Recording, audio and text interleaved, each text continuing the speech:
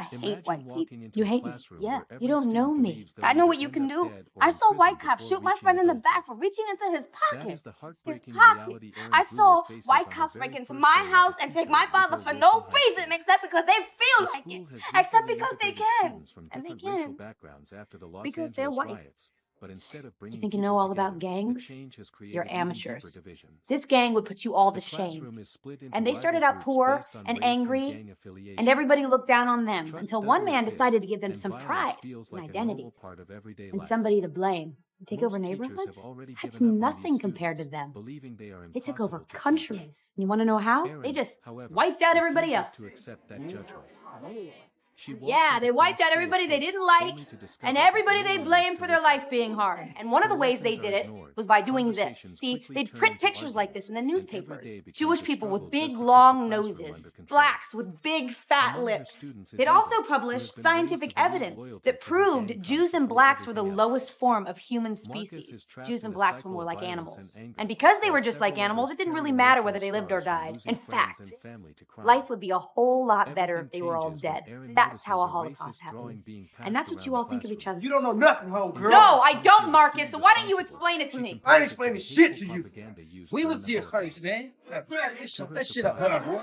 All right. So what you're saying is, if the Latinos weren't here, or the Cambodians, or the blacks, or the whites, or whoever they are, if they weren't here, everything would be better for you, isn't that right? You don't know nothing. You don't know the pain we feel.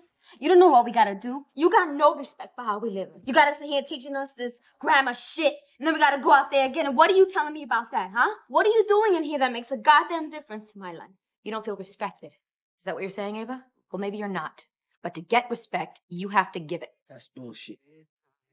What?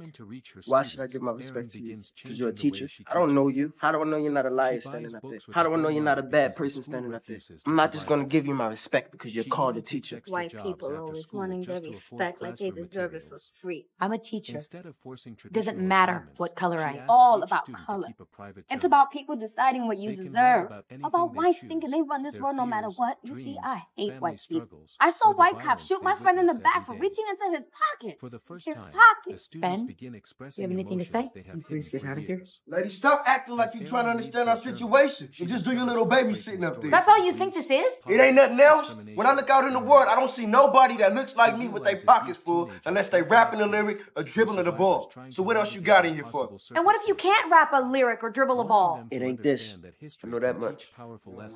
And you all think you're gonna make it to graduation like this? I made it to high school, ain't nobody stopped me. Lady, I'm lucky if I make it to 18. We in the war. We graduating every day we live because we ain't afraid to die protecting our own. At least when you die for your own, you die with respect. You die warrior. So when you're dead, you'll get respect. Is that what you think? Yeah. You know what's going to happen when you die? You're going to rot in the ground, and people are going to go on living. They're going to forget all about you. And when you rot, do you think it's going to matter whether you were an original gangster? You're dead. Nobody is going to want to remember you because all you left behind in this world is this. Are you making fun of me? Yeah. God, listen to what you're saying. How dare you compare them to Anne Frank? They don't hide. They drive around the open with automatic weapons. I'm the one living in fear I can't walk out my door at night. And you blame these kids? This was an A-list school before they came here. And look what they turned it into. You don't know the first thing about these kids. And you're not qualified to make judgments about the teachers who have to survive this place.